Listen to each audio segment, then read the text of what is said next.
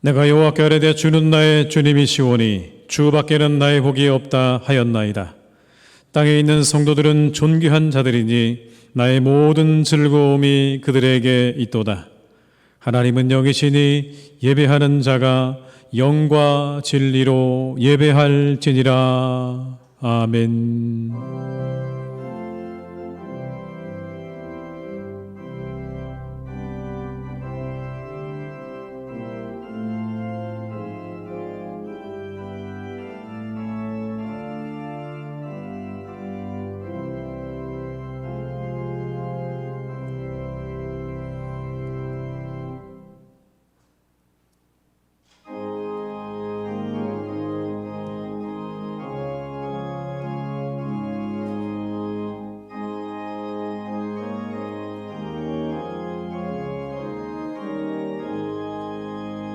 시온의 영광 빛나는 아침 어둡던 이 땅이 밝아오네. 슬픔과 해통이 기쁨이 되니 시온의 영광이 비춰 시온의 영광이 빛나는 아침 매였던 종들이 돌아오네. 오래전 선지자 꿈꾸던 복을 만민이 다 같이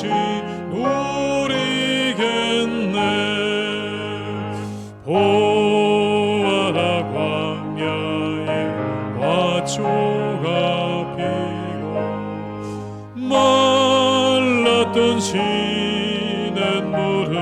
흘러오네. 이 산과 저 산이 마주쳐 울려 주의 순종을 찬송하네. 땅들아 바다야 마른 섬들아 찬양을 주님께 드리려라. 싸움과 죄악이 가득한 땅에 찬송이 하늘에 사무치네. 아멘.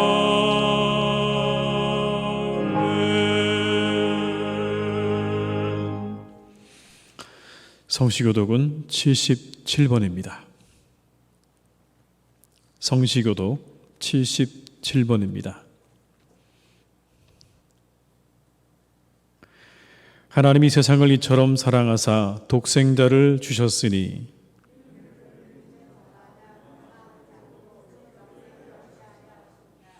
하나님이 그 아들을 세상에 보내신 것은 세상을 심판하려 하심이 아니요 그로 말미암아 세상이 구원을 받게 하려 하심이라. 그를 믿는 자는 심판을 받지 아니하는 것이요 믿지 아니하는 자는 하나님의 독생자 이름을 믿지 아니하므로 벌써 심판을 받은 것이니라. 그 정죄는 이것이니 곧 빛이 세상에 왔으되 사람들이 자기 행위가 악함으로 빛보다 어둠을 더 사랑한 것이니라.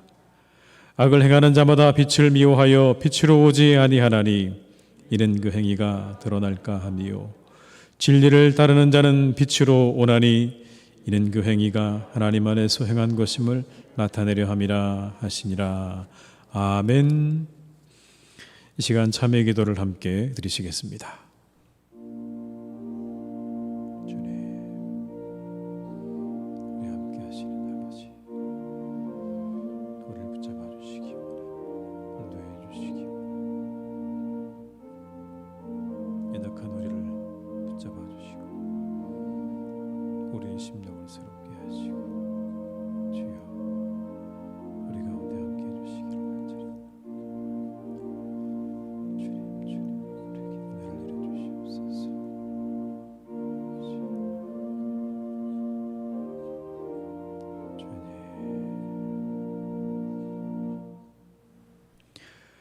악인은 그의 길을, 불의한 자는 그의 생각을 버리고 여호와께로 돌아오라. 그리하면 그가 긍휼히 여기시리라. 우리 하나님께로 돌아오라. 그가 너그럽게 용서하시리라. 아멘. 나는 전능하신 아버지 하나님 천지의 창조주를 믿습니다. 나는 그의 유일하신 아들 우리 주 예수 그리스도를 믿습니다. 그는 성령으로 잉태되어 동정녀 마리아에게 나시고 본디오 빌라도에게 고난을 받아 십자가에 못 박혀 죽으시고 장사된 지 사흘 만에 죽은 자 가운데서 다시 살아나셨으며 하늘에 오르시어 전능하신 아버지 하나님 우편에 앉아 계시다가 거기로부터 살아있는 자와 죽은 자를 심판하러 오십니다. 나는 성령을 믿으며 거룩한 공교회와 성도의 교제와 죄를 용서받는 것과 몸의 부활과 영생을 믿습니다. 아멘.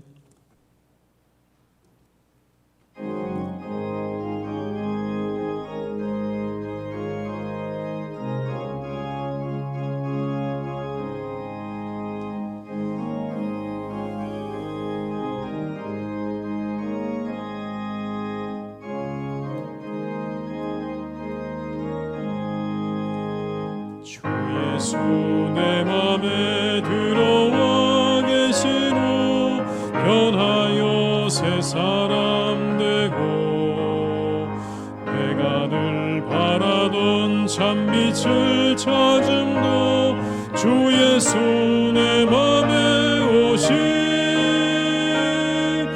주 예수 내 맘에 오신 주 예수 내 맘에 오신 물밀듯 내 맘에 기쁨이 넘치는 주 예수 내 맘에 오신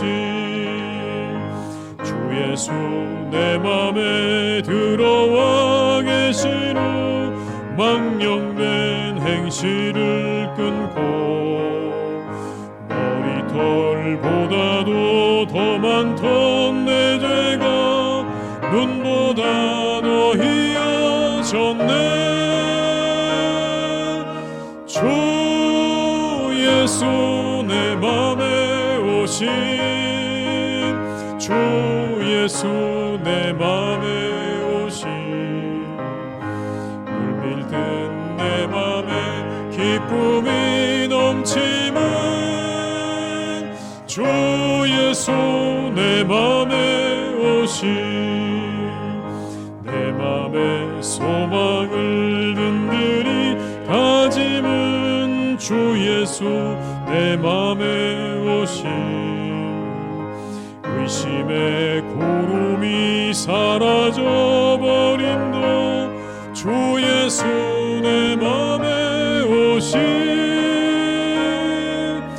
주 예수 내 맘에 오신 주 예수 내 맘에 오신 물밀듯 내 맘에 기쁨이 넘치는 주 예수 내 맘에 오신 사망의 음침한 골짜기 가다가 밝은 빛 고련히 비춰 저 멀리 하늘 문 환하게 보임도 주 예수 내 맘에 오신 주 예수 내 맘에 오신 주 예수 내 맘에 오신 물밀듯 내 맘에 기쁨이 넘치는 주 예수 내 맘에 오신 내가 저 전성을 올라가 살기는 주 예수 내 맘에 오신 천성에 올라가 주님을 뵈리니 그 기쁨 이길 데 없네. 주 없이 주 예수 내 맘에 오심 울릴 때 내 맘에 기쁨이 넘치는 주 예수 내 맘에 오심.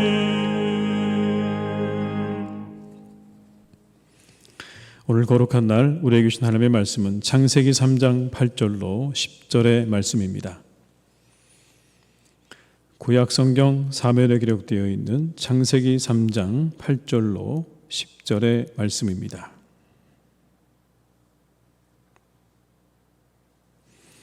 창세기 3장 8절로 10절의 말씀을 받들어 봉독하겠습니다. 그들이 그날 바람이 불 때 동산에 거니시는 여호와 하나님의 소리를 듣고 아담과 그의 아내가 여호와 하나님의 낯을 피하여 동산 나무 사이에 숨은지라. 여호와 하나님이 아담을 부르시며 그에게 이르시되 내가 어디 있느냐. 이르되 내가 동산에서 하나님의 소리를 듣고 내가 벗었으므로 두려워하여 숨었나이다. 아멘. 이 시간 함께 드리는 기도로 함께 기도하시겠습니다.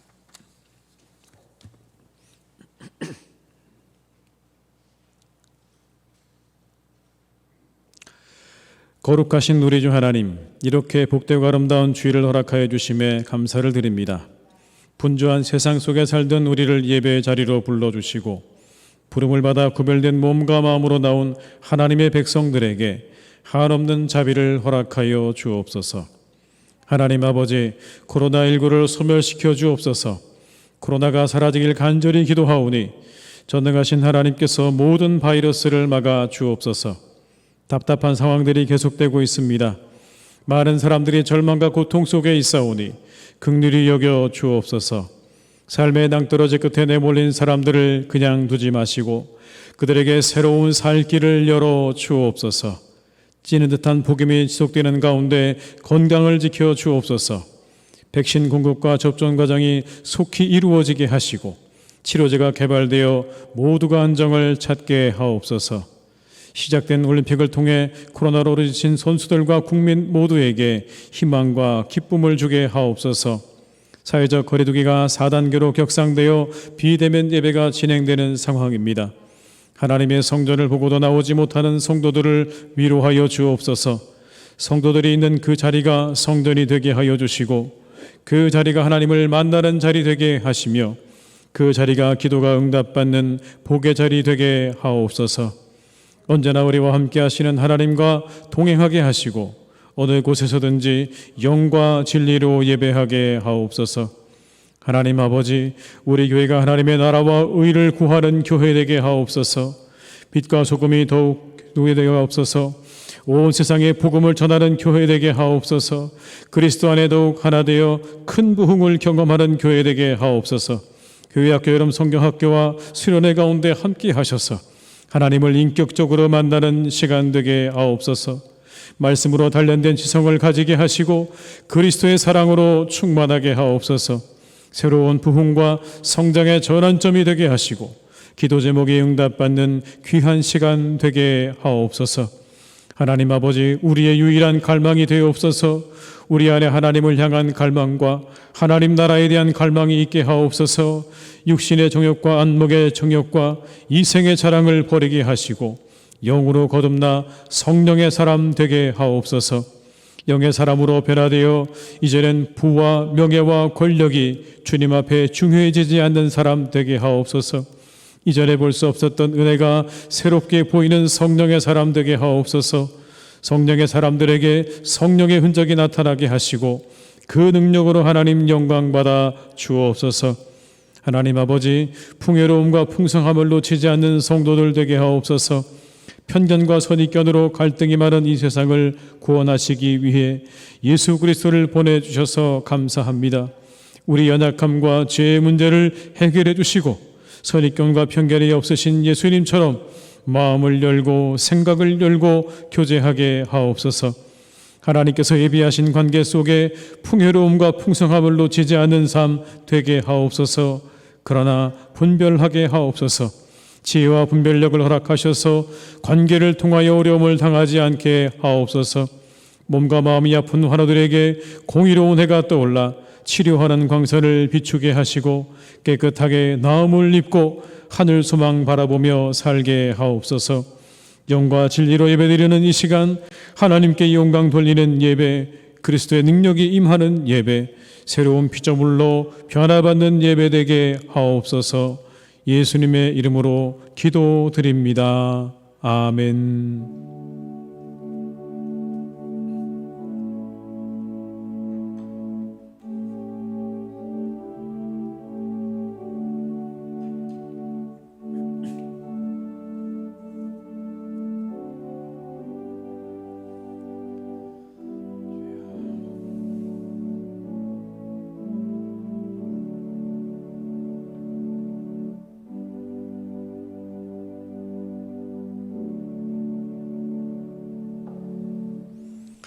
찬송 50장 1절과 2절을 부르시면서 준비하신 예물을 하나님 앞에 드리시겠습니다.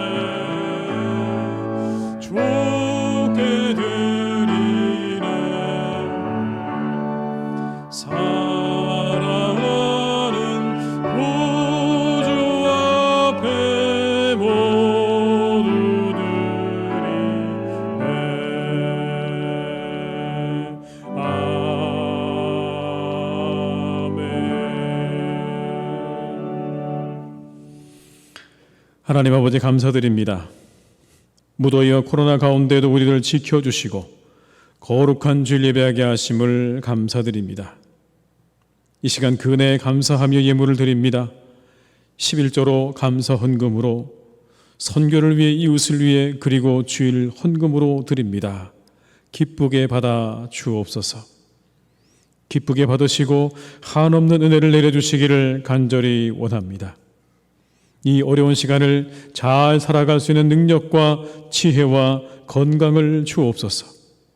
더욱 자족하며 감사하는 삶이 되게 하시고 하나님과의 깊은 교제가 있는 삶이 되게 하여 주옵소서. 무엇보다 일용할 양식을 채워주시고 평안으로 지켜주시기를 간구합니다. 사랑의 하나님 아버지, 이 예물이 이때 하나님 사랑의 도구가 되기를 기도드립니다. 복음을 전하는 일과 주님의 사랑을 실천하는 일에 귀하게 사용되게 하여 주시옵소서. 오늘도 교회에 나오지 못하는 성도들의 안타까운 마음을 하나님 다 보시고 아시는 줄 믿습니다. 그 위에 하나님께서 크신 은혜를 내려주시고 속히 이 교회로 다시 나올 수 있는 길을 하나님이 열어주시기를 간절히 기도드립니다. 고통으로 신음하는 이 땅 위에 한없는 자비와 긍휼을 베풀어 주셔서 우리 모두가 원래의 자리로 돌아갈 수 있도록, 이 예배의 자리로 돌아올 수 있도록 은혜 베푸시기를 간절히 원하옵고 예수님의 이름으로 기도드립니다. 아멘.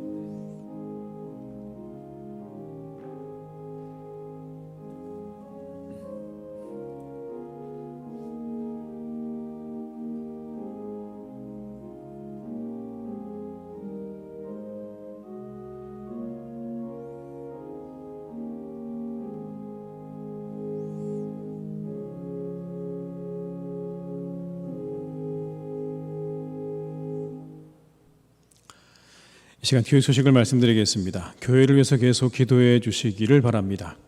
하나님 나라와 의를 구하는 교회 되게 하옵소서. 빛과 소금이 되는 교회 되게 하옵소서. 온 세상에 복음을 전하는 교회 되게 하옵소서.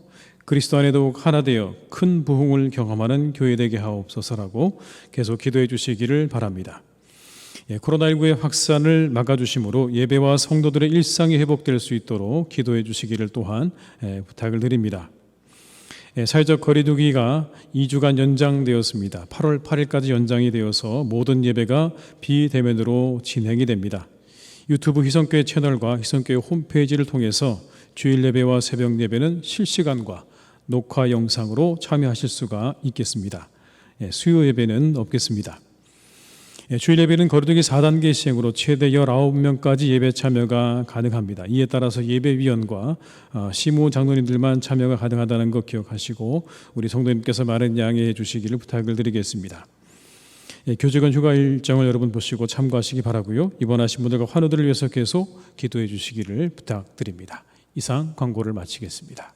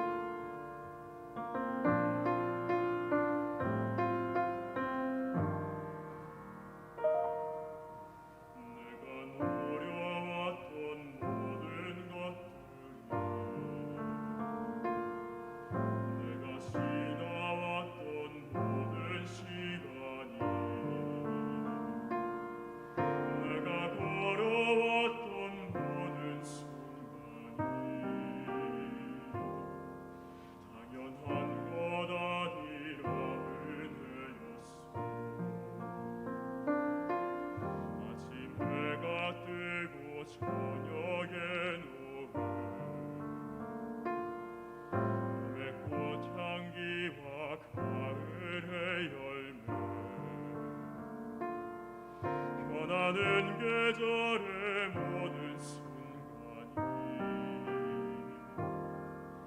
당연한 것 아니라 은혜였소. 모든 것이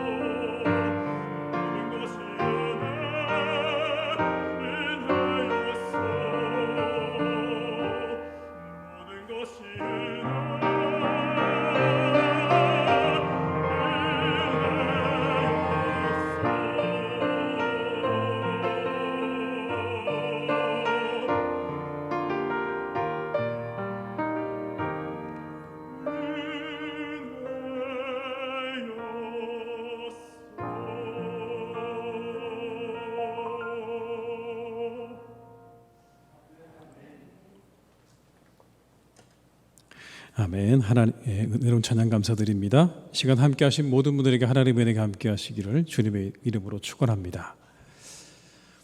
다산의 마지막 공부라는 책에 나오는 내용 가운데 일부입니다. 공자가 마지막까지 끊어내고자 했던 4가지에 대해서 이렇게 정리한 대목이 있습니다. 그 4가지는 이런 것들입니다.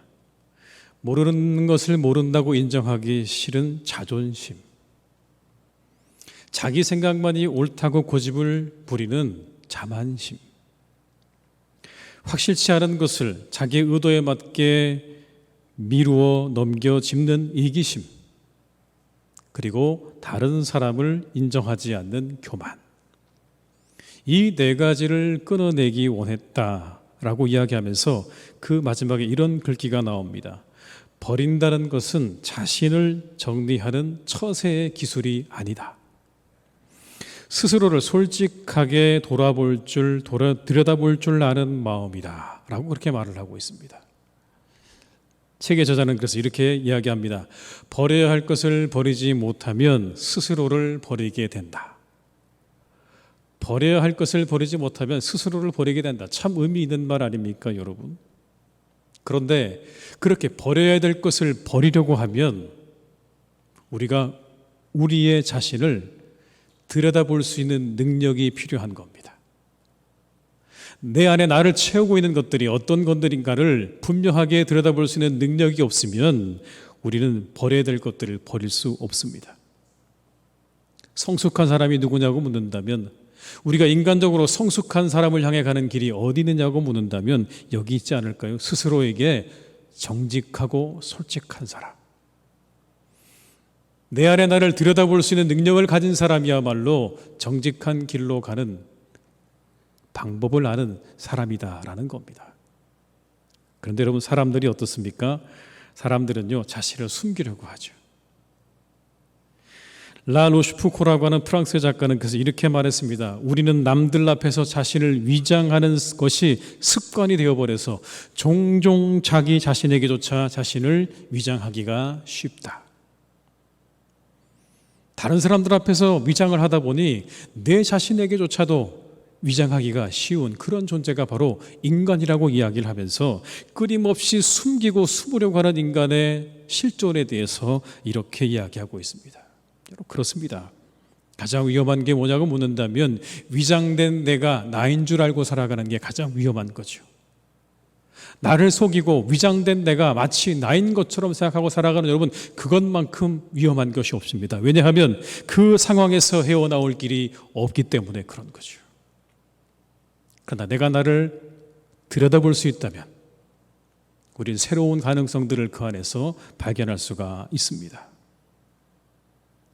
이 오늘 아담과 하와의 사건은 우리들에게 바로 이와 같은 인간들의 가장 근본적인 모습을 보여주고 있다고 생각합니다. 감추고 숨기려 하는 인간들의 그러한 모습. 아담과 하와가 자신들을 숨기죠. 누구에게 숨깁니까? 하나님에게 자신들을 숨기는 장면입니다. 8절의 말씀을 제가 읽어드립니다. 그들이 그날 바람이 불 때 동산에 거내시는 여호와 하나님의 소리를 듣고 아담과 그의 아내가 여호와 하나님의 낯을 피하여 동산 나무 사이에 숨은지라. 선악과를 따먹고 난 다음에 그들은 하나님의 낯을 피해서 동산 나무 사이에 숨었습니다. 심지어 여러분, 자신들을 지으시고 창조하신 하나님으로부터 숨고 있는 겁니다. 하나님께서 만드신 동산나무에 몸을 숨기고 있는 아담과 하와를 여러분 상상해 보십시오. 좀 우스꽝스럽지 않습니까? 하나님이 그들을 지으셨습니다. 에덴 동산도 만드셨습니다. 그 동산에 있는 모든 나무도 다 만드셔서 하나님이 분명히 훤히 다 알고 계시는데 그 하나님으로부터 자신들을 숨기고 있는 그들의 모습이 우스꽝스럽습니다. 착각이죠. 절대로 숨길 수도 없고 숨을 수도 없습니다. 하나님 앞에 여러분, 우리는요 절대로 숨길 수도 없고 숨을 수도 없다는 겁니다. 이런 말이 있지 않습니까? 영원한 비밀은 없다. 세상에 영원한 비밀은 없다. 사람들이 사는 세상에도 여러분, 때로 사람들이 숨기고 싶은 비밀들이 많지만 그러나 인간들이 사는 세상조차도 영원한 비밀이 없다고 이야기합니다. 그런데 하물며 우리의 안고 일어섬을 아시는 하나님께서 우리를 모르신다고요? 우리의 머리털까지 세신 바 되신 하나님께서 우리를 모르신다고요? 그 하나님 앞에 우리를 숨길 수 있다고요? 숨을 수 있다고요? 착각이죠, 여러분. 그보다 더한 착각이 또 어디 있겠습니까? 절대로 그럴 리가 없습니다. 그 하나님 앞에서 우리가 살 길은요, 정직한 영혼뿐입니다. 우리가 그 하나님 앞에 살 길은 정직한 영혼뿐이에요. 하나님은 실수하는 사람을 미워하지 않으십니다, 여러분. 우리 연약함과 한계를 너무나 잘 아시기 때문에 그래요. 우리의 한계, 우리의 무지함, 우리 연약함 하나님 너무 잘 아세요. 그래서 우리가 짓는 그 모든 죄악들을 하나님께서 여러분 탓하거나 미워하지 않으십니다. 다만 회개하지 않는 것을 용납하지 않으실 뿐인 거예요. 끊임없이 숨기고 감추고 은폐하려는 것을 하나님이 싫어하시는 거죠. 내 모든 연약함을 가지고 하나님을 향해서 나오는 그 사람을요, 하나님은요 언제든지 맞아주실 준비가 되어 있으십니다. 언제든지 맞아주십니다. 숨길래야 숨길 수 없는 나를 열고 나오는 이에게 하나님은요 철저하게 은혜를 베푸시는 분이시라고 우리에게 말씀하죠. 요한복음에 사마리아 여인의 이야기가 나옵니다. 여러분, 이 장면은요 굉장히 낯선 장면입니다. 왜냐하면 유대인과 사마리아인이 이야기한다는 것 자체가 낯설죠. 사람 취급을 하지 않는 사마리아인을 유대인이 이야기를 건다. 굉장히 낯선 장면입니다. 더군다나 여러분, 남자가 여자에게 말을 건다고요. 당시에 가부장적이고 남성 중심적인 사회에서 유대인 남자가 더구나 사마리아인 여자에게 말을 건다. 이건 더더구나 이상한 그림이죠. 게다가 여러분, 이 여인이 어떤 여인입니까? 이 여인은요 해가 쨍쨍한 낮에 물을 길러온 여인입니다. 모든 사람들이 다 그 볕을 피해서 서늘할 때 물을 길러오는 그 시간을 피해서 사람들이 없는 대낮에 그 햇볕 아래 물을 길러온 여인.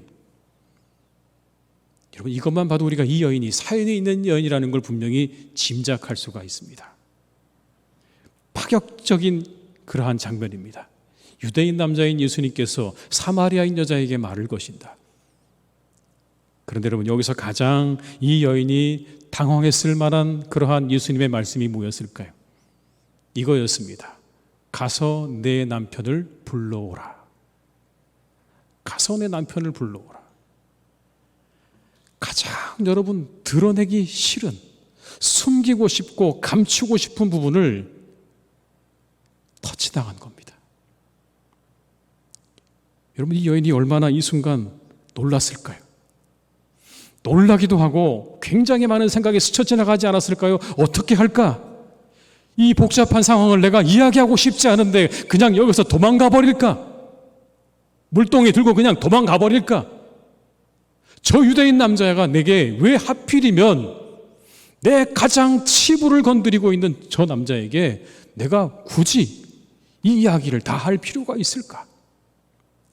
그냥 도망가 버릴까? 여러분, 이 여인은 감추고 싶어 대낮에 나온 거 아닙니까? 자신의 그런 사연을 감추고 싶은 것이고요, 자신의 그런 처지를 누구에게도 알리고 싶지 않아서 그 한낮에 물을 길러 나온 여인이 오늘 예수님에게 가장 그 여인의 가슴 깊숙이 담겨져 있는 그 여인의 아킬레스건이 건드려진 거죠, 여러분. 아니면 거짓말로 둘러대도 되지 않았을까요? 남편이 바빠서 지금 올 수 없습니다라고 그냥 여러분 그 정도 둘러대고 그냥 돌아가도 그만이었을 것입니다. 그런데 오늘 이 여인 보세요. 솔직하게 대답하죠. 내게 남편이 없습니다. 굳이 여러분 하지 않아도 될 답을 예수님이 하고 있습니다. 내게 남편이 없습니다. 예수님께서 이렇게 말씀합니다. 그래, 내 말이 맞다. 남편이 없다고 말하는 게 내 말이 맞다. 5명 있었고 지금 6번째도 지금 그 남편도 내 남편이 아니다.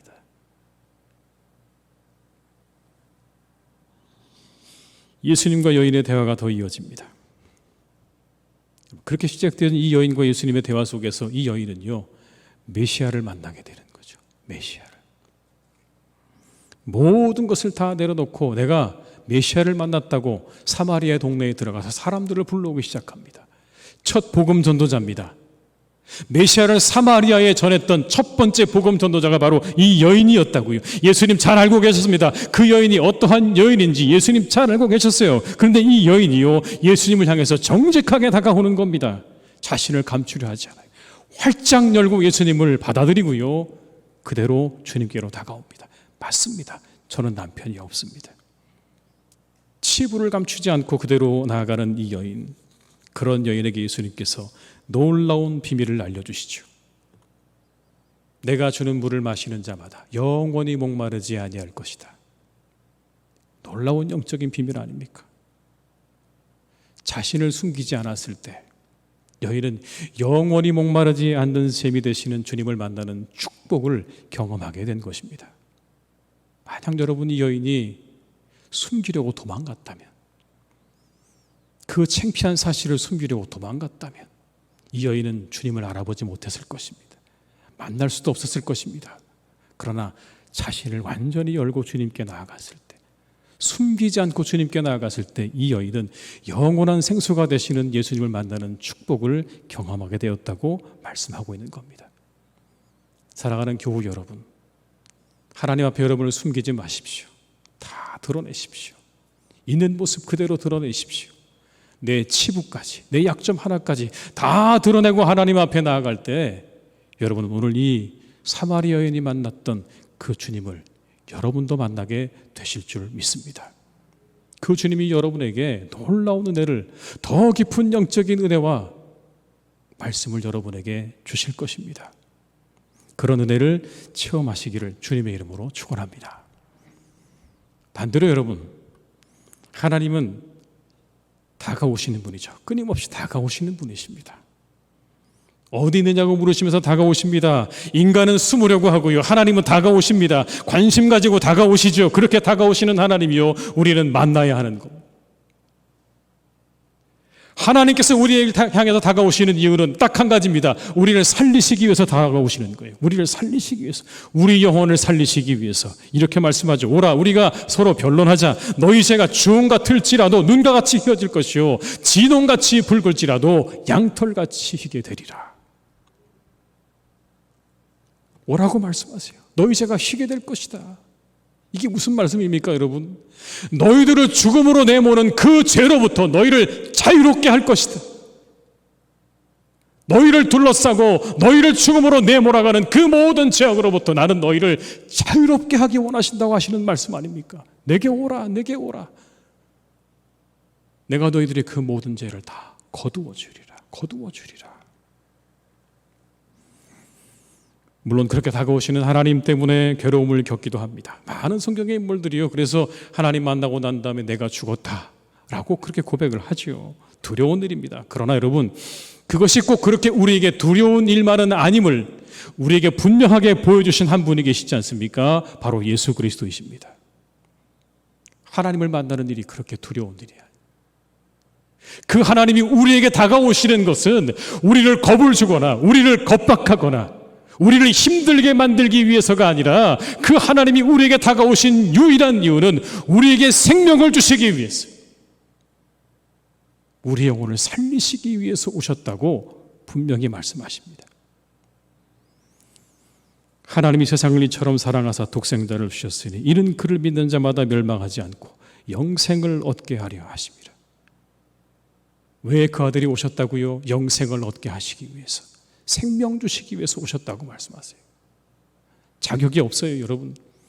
누구든지 그를 믿는 자마다, 어떤 사람도 그분을 믿기만 하면 그 영혼에 영생이 임할 것이라고 약속하고 계십니다. 또 이렇게 말씀합니다. 나는 부활이요 생명이니 나를 믿는 자는 죽어도 살겠고 무릇 살아서 나를 믿는 자는 영원히 죽지 아니하리라. 살 것이다, 영원히 살 것이다. 주님 오신 이유를 이렇게 우리에게 말씀하는 거예요. 유일한 계시자, 이 땅에 하나님을 우리에게 유일하게 계시하시는 그 예수님께서 우리에게 보여주고 계시는 하나님의 모습은 우리를 살리시고 우리를 새롭게 하시고 우리 영혼에 생명을 불어넣기 원하시는 그 하나님을 예수님은 우리에게 분명하게 보여주고 계시는 것입니다. 요즘에 햇살이 뜨겁죠, 여러분. 엄청 뜨겁습니다. 나가면 머리가 다 타는 것 같아요. 잘 아시는 대로 햇빛이 굉장히 우리가 건강에 유익하다고 말하지 않습니까? 수면 호르몬인 멜라토닌의 분비를 차단하고 동시에 세라토닌이라고 하는 어떤 우리의 그 신진대사를 원활하게 하는 호르몬을 분비하게 만듭니다. 그래서 신진대사가 아주 원활하게 이루어지게 만들고요. 뇌의 움직임도 아주 활발하게 움직이게 하고 스트레스도 잘 견디게 만드는 그 역할을 햇빛이 한다는 거 여러분 너무나 잘 알고 계시잖아요. 하버드 의대 연구에 따르면 여러분 다량의 햇빛과 비타민 D가요 초기 폐암 환자의 5년 생존율을 2배 이상 높였다는 연구 결과도 있습니다. 2배 이상 높였대. 햇볕을 잘 쐬면 5년 이상 생존율이 2배 이상 늘어난다는 그런 연구 결과입니다. 피츠버그 연구진들은 이렇게 말합니다. 90명의 환자를 병원에 입원시켰대요. 한쪽은 해가 잘 드는 병동에, 한쪽은 해가 잘 안 드는 병동에 입원시켰는데 해가 잘 드는 곳에 입원하고 치료받는 환자들이요 훨씬 더 고통과 스트레스를 덜 겪었다고 합니다. 그러니까 여러분 얼마나 햇빛이 우리에게 유익한 것인지 유효한 것인지 참 그런 연구 결과입니다. 이처럼 그냥 여러분 우리가 다가오는 빛에 우리를 노출시키기만 하면 세상에 이렇게 가득 차 있는 여러분 그 햇빛에 우리를 노출시키기만 하면요 우리의 몸은 건강해진다는 그런 이야기입니다. 여러분 노출시키기만 하면 되는 거예요. 저는 여기서 이렇게 생각합니다. 우리가 하나님을 향해 나를 연다는 거 이런 게 아닐까. 이 온 세상에 충만한 햇빛에 나를 노출시키면 내 몸이 건강해지는 것처럼 온 세상에 충만하신 하나님께 나를 노출시키기만 하면 그분께 나를 열기만 하면 내 몸을 열어드리기만 하면 내 영혼을 그분 앞에 열어드리기만 하면 우리 영혼 가운데 우리 영혼에 주시는 그런 건강과 생명, 새로운 생명이 우리에게 흘러 들어와서 차고 넘치는 은혜가 우리 가운데 있게 될 줄로 믿습니다. 그런데 여러분 우리는요 우리를 향해 다가오시는 그 주님 앞에 나를 활짝 열어드리면 되는 겁니다. 활짝 열어드리면 되는 거예요. 마치 아침 햇살에 창문을 열고 그 들어오는 햇빛을 내가 받는 것처럼 그냥 문을 열고 나를 활짝 열면 언제나 우리 가까이 와 계시는 주님께서 우리에게 새로운 생명을 허락해 주실 겁니다. 놀라운 은혜를 주실 것입니다. 우리가 감당할 수 없는 그런 은혜를 우리의 영혼 가운데 풍성하게 부어주실 줄 믿습니다. 그 은혜를 경험해야 되는 거죠. 1648년부터 1717년까지 지금부터 약 300년 전에 살았던 사람 가운데 잔느 기용이라는 사람이 있습니다. 여인입니다. 잔느 기용이라고 하는 여성분이 있었는데 이분은요 매 순간마다 어떤 하나님의 임재를 깊이 체험하는 특별한 은혜가 있었던 그런 여인이었습니다. 루이 14세 시절에 프랑스의 부유한 그런 귀족가에서 태어났습니다. 독실한 신앙인이었던 자신의 아버지의 신앙적인 영향 아래 자라기도 했지만 어머니는요 좀 반대로 사교계나 어떤 자신의 자선 사업에 너무나 관심을 많이 가졌기 때문에 그래서 이 딸은 그 어머니 밑에서 상처 가운데 자라게 되었다고 해요. 근데 워낙 빼어난 미모를 가지고 있었다고 합니다. 그래서 많은 사람들이 이 여인에게 구애를 했지만 16살 때 자신보다 22살이 많은 남자에게로 시집을 가게 됩니다. 그 이후가 여러분 이 여인에게는 참 고난의 시간이었습니다. 왜냐하면 이 남편이 끊임없이 질병에 시달렸거든요. 끊임없이 계속되는 남편의 병수발 그리고 시어머니와 하녀의 아주 지독한 학대가 있었다고 해요. 얼마나 여러분 어려웠을까요? 그 시간들을 참고 견디는 게 정말 힘들었을 겁니다. 그런데 12년 만에 남편이 그만 병으로 죽게 됩니다. 그리고 이 잔느 기용은 다시는 나는 재혼하지 않겠다고 그렇게 소원을 하고요. 하나님과 동행하는 삶을 살겠다고 다짐하고 그렇게 그 이후의 삶을 살아갑니다. 한때는 이 여인이 이단으로 정죄되어서 체포되어서 바스티유 감옥 가운데서 그렇게 수감되는 그런 일도 있었지만 여러분 이 여인은요 그렇게 숱한 시련의 시간들과 고난의 시간들을 통과하면서 자기 포기가 무엇인지 자기 부인이 무엇인지에 대해서 분명하게 여러분 이 여인은 알게 되었습니다. 그리고 우리가 어떻게 하나님의 임재 속으로 들어가게 되는지에 대해서 이 여인은 실제적인 그러한 방법들을 글을 남겨서 우리에게 제시해주고 있습니다. 오늘 잔느 기용을 통해 우리가 우리를 연다는 게 어떤 의미인지를 조금 더 알아갈 수 있을 것 같습니다. 여러분, 다음은 잔드기용의 기도에 관한 글입니다. 한번 같이 제가 읽어드릴게요. 여러분, 주님께 나올 때에는 주님을 깊이 사랑하는 마음과 깊이 경배하는 심정으로 나오십시오. 또한 그분이 당신의 모든 것이 되셨다는 사실을 겸손하게 인정하십시오. 주님께 당신이 아무것도 아니라는 사실을 고백하십시오. 하나님께서 당신 안에 계신다는 사실을 믿기만 하면 됩니다. 이러한 믿음만이 당신을 그분의 거룩하신 임재하심 앞으로 인도해 줄 것입니다. 이제는 그분의 임재 앞에서 하늘에 계신 우리 아버지여라는 말로 시작합니다. 그렇게 하면서 그 단어의 모든 의미가 당신의 마음에 깊이 와 닿을 수 있도록 하십시오.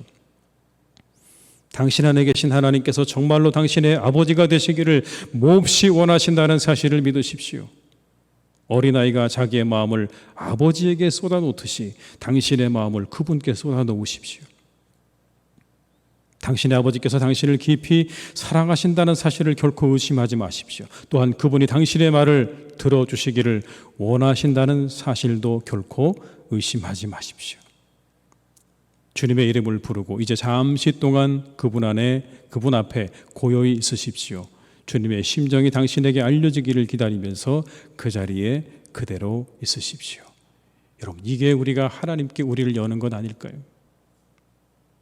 깊이 사랑하는 마음으로 깊이 경배하는 심정으로 하나님께 나아가는 겁니다. 하나님께서 우리 안에 계시다고 하는 것을 믿는 믿음으로 하나님 앞에 나아가는 거죠. 그리고 그 하나님, 내 안에 계시는 하나님이 정말 내게 아버지가 되기 원하신다는 그 한 가지의 사실을 의심하지 않고 믿는 것. 그리고 그분이 우리의 말을 들어주시기를 원하신다는 사실도 의심하지 않고 나아갈 때, 여러분, 그때 우리에게 놀라운 하나님의 은혜가 주어지게 될 줄 믿습니다. 그 어려운 인생의 모든 시간들을 다 견디고도 남을 만한 은혜는 여러분 다른 곳에서 그 여인에게 오지 않았습니다. 오직 이 하나님의 임재 속에서 자신에게 좋은 것을 주기 원하시는 그 하나님과의 깊은 영적인 교제 속에서 이 여인은요, 자신의 그 모든 고난의 시간과 고통의 시간들을 이겨낼 수 있는 그런 은혜를 공급받았다고 고백하고 있습니다. 하나님을 향해서 여러분의 마음을 여십시오. 여러분의 몸을 여십시오. 그래서 영원히 살아나는 기쁨과 은혜를 맛보는 그러한 신앙생활이 되시기를 주님의 이름으로 축원합니다. 언제나 우리 곁에 가까이 와 계시는 하나님, 내 곁에 와 계시고 내 안에 와 계시는 하나님을 향해서 우리의 마음을 활짝, 그분이 내게 주기 원하시는 그 풍성한 은혜를 우리의 삶 가운데 누리는 그러한 신앙생활 되시기를 주님의 이름으로 축원합니다. 마지막으로 여러분, 세 번째는요, 내가 어디 있느냐고 물으세요. 그렇게 오신 하나님이 우리에게 하시는 게 한 가지인데 질문하시는 거예요. 내가 어디 있느냐고 물으십니다. 여러분, 질문 받는 거 좋으십니까? 저는 두렵습니다. 가끔 제가 잘 모르는 거 질문하시면 저도 당황스럽습니다. 학교 다닐 때 생각해보면 여러분, 가장 두려웠던 시간이 언제였나 생각해보면요, 고등학교 수학 시간이었던 것 같아요. 선생님이 칠판에 문제를 쫙 적어놓고 난 다음에 이렇게 말씀하십니다. 끝번호가 7번으로 끝나는 애들 다 나와. 그럼 7번, 17번, 27번, 37번, 67번까지 나가는 거죠. 풀어. 얼마나 긴장되는지 여러분. 내가 모르는 문제 그 앞에 서게 되면요, 내가 그거를 못 풀었다는 것도 참 창피하지만 더 창피한 건 뭐냐면 저 뒤에서 보고 있는 아이들이 내가 분필 하나도 움직이지 못하는 걸 볼 때 그 수치스러움이라고 그럴까요? 그 창피함과 마음 때문에요, 정말 그 시간이 돌아오는 게 스트레스였습니다. 내일 수학이 있구나, 수학 시간이 들었구나. 그래서 여러분, 그렇게 질문 받는 거 중요하죠. 왜냐하면 우리가 그대로 드러나거든요. 그 질문 앞에 세울 때 내 현주소를 알게 되는 겁니다, 여러분. 내 진단이 되는 거예요. 그렇게 우리 자신을 알아야 우리가 앞을 향해 나아가는 거죠. 새로움을 향해 나아갈 수 있는 길은 여러분 거기 있는 겁니다. 그런 질문들 앞에 나를 세울 때 내가 내 오늘의 현실을 분명하게 알게 되고요, 앞으로 나가게 되는 겁니다. 피하면 발전도 없어요. 두렵기는 하지만, 떨리기는 하지만 여러분, 그 시험 앞에, 그 질문들 앞에 나를 세워야, 그래야 우리가 발전하고 앞으로 나아가는 것들이 있는 거죠. 아담과 하와가 질문 앞에 섰습니다. 내가 어디 있느냐라고 하는 하나님의 이 질문, 피할 수가 없는 거예요. 도망할 수 없어요. 그들은 그 앞에서 자신들의 죄를 철저하게 인정할 수밖에 없습니다. 내가 어디 있느냐라는 그 말씀 앞에 그들은요, 그냥 그렇게 하나님 앞에 폭삭구로 앉아서 엎드려서 자신들의 그 모든 죄악을 다 고백할 수밖에 없었을 겁니다. 그리고 그들은 그들의 잘못에 대한 죄의 대가를 치르게 되었죠. 그러나 은혜도 있었어요. 그렇게 추방당하는 그들에게 하나님께서 가죽옷을 지어 입혀서 내어보내시는 그런 은혜를 경험하기도 했습니다. 하나님 앞에 선다는 거 두려운 일이긴 하지만, 그 질문 앞에 우리가 선다는 게 두려운 일이긴 하지만 여러분, 그걸 통해서 우리를 깨닫게 하시고 새롭게 하시고 우리를 새롭게 인도하시는 하나님의 은혜를 경험하게 되는 겁니다. 그래서 우리는 늘 그 질문 앞에 우리를 세워야 돼요. 하나님께서 원하시는 더 나은 나를 위해서, 더 나은 공동체를 위해서 늘 우리는 그 질문 앞에 우리를 부단히 세워야 하는 겁니다. 오늘의 질문이요, 아담과 하와에게 던지신 질문이긴 하지만 분명한 것은 우리에게 던지시는 질문입니다. 내가 어디 있느냐? 어디쯤 있느냐? 우리 위치를 물으시는 거예요. 어디쯤 있느냐고 물으시는 겁니다, 여러분. 이런 글이 있습니다.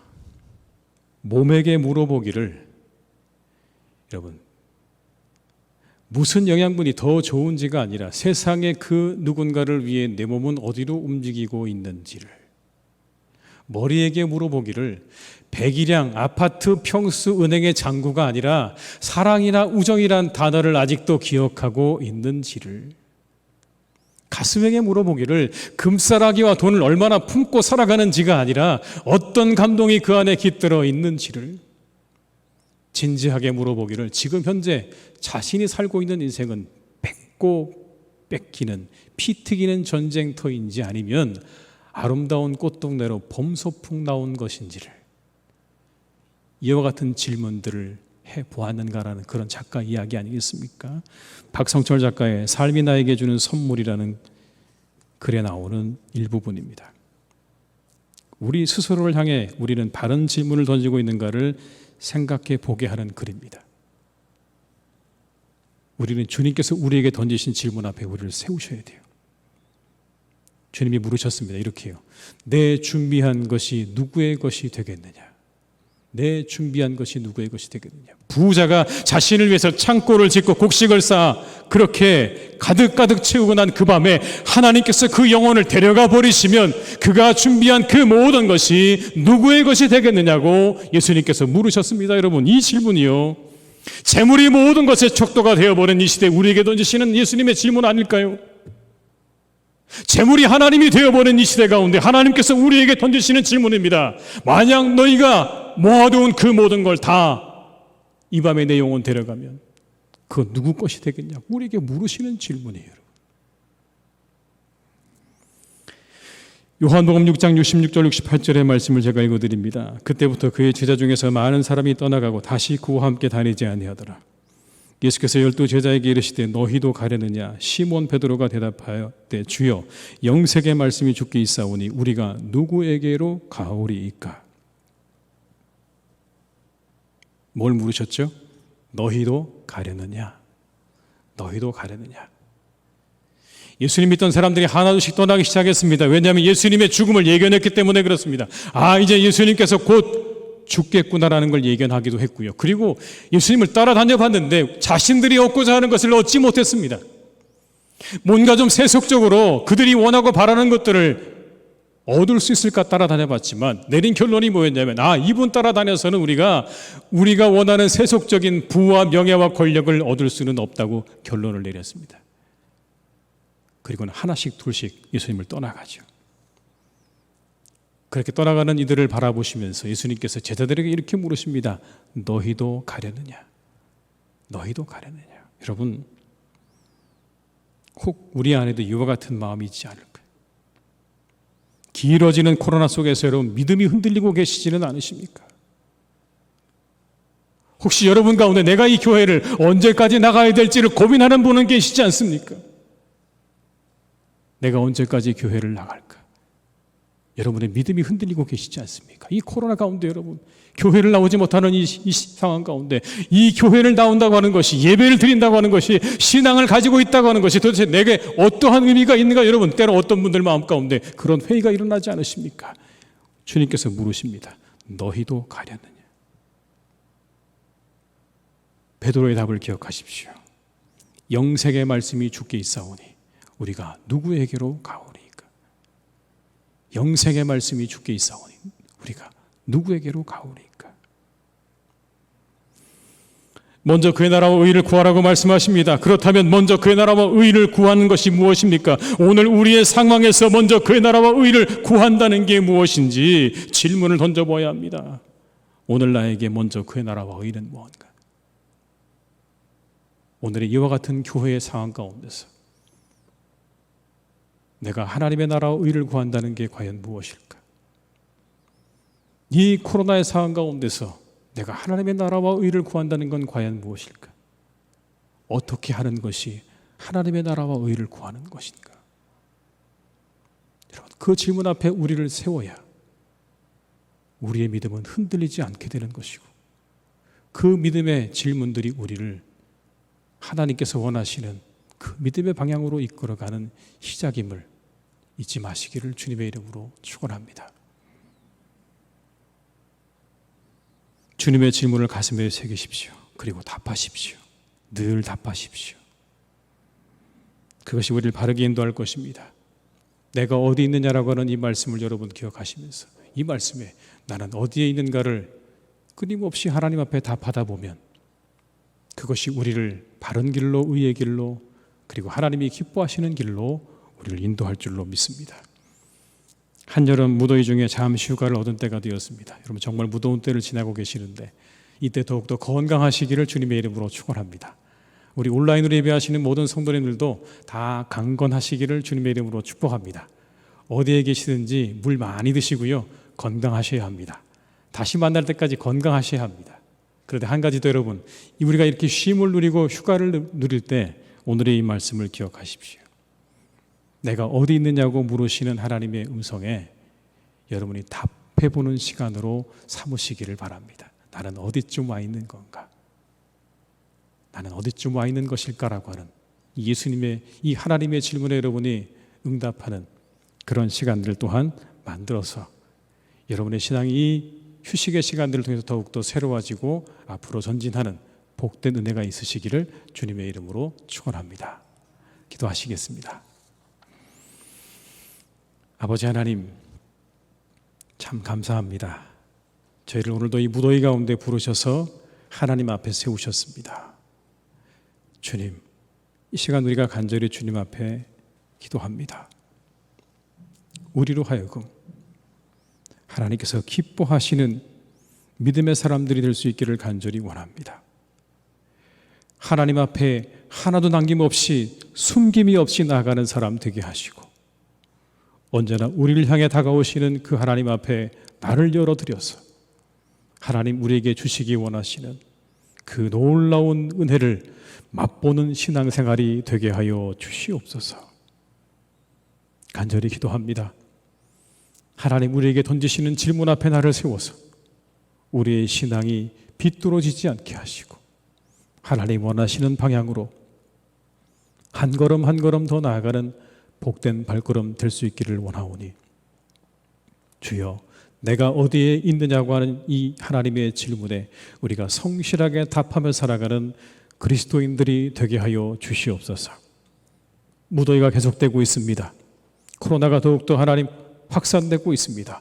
이때 우리 사랑하는 성도님들을 하나님께서 눈동자같이 지켜주셔서 건강 잃지 않게 붙잡아 주옵시고 새 힘 주시고 건강 주셔서 넉넉하게 잘 감당할 수 있는 이 여름 되게 하여 주시옵소서. 모든 것 주님께 의탁드리옵고 예수님의 이름으로 기도드립니다. 아멘.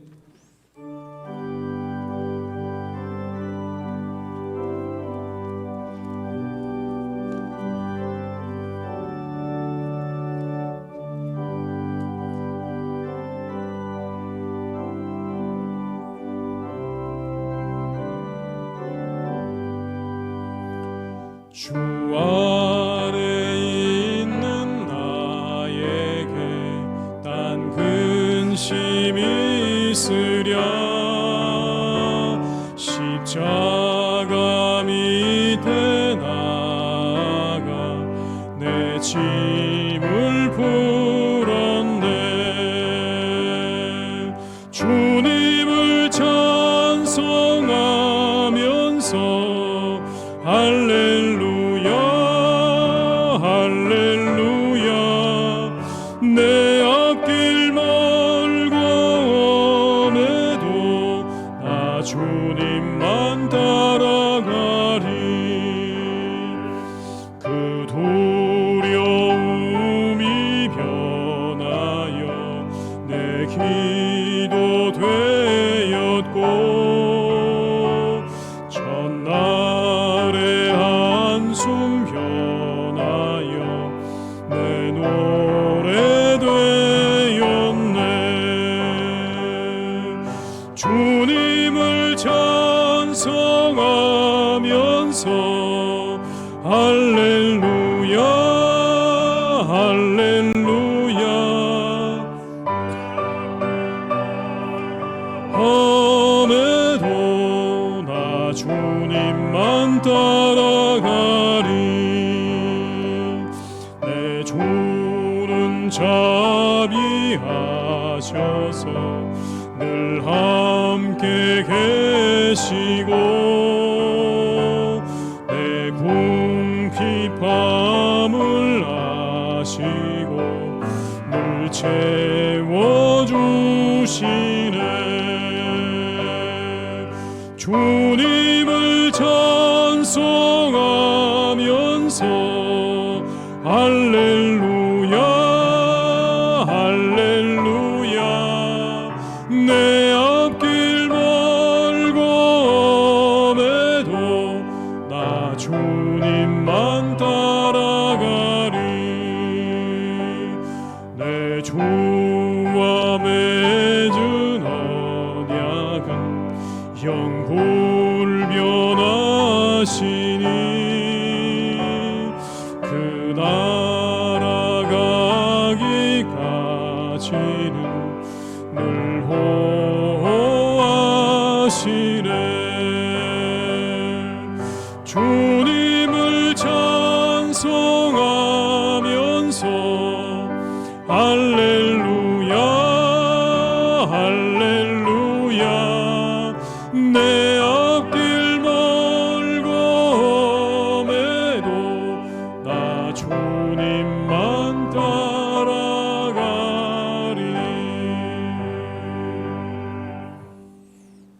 지금은 우리 주 예수 그리스도의 은혜와 아버지 하나님의 크신 사랑하심과 성령님의 교통하시며 인도하시는 은혜가 이 시간 하나님 앞에 예배하며 우리를 하나님 앞에 숨기지 않고 우리에게 다가오시는 하나님 앞에 우리를 활짝 열고 그리고 진심으로 하나님께서 우리에게 원하시는 것을 우리가 바라고 원하며 하나님의 질문 앞에 나를 세워 나를 새롭게 하고 나를 온전케 하기 원하며 세상으로 나아가는 우리 모든 교우들과 가정과 일터 위에 사랑하는 우리 교회 위에 이 나라와 민족 위에 온 열방 위에 이제와 영원토록 함께 하시기를 간절히 축원하옵나이다. 아멘.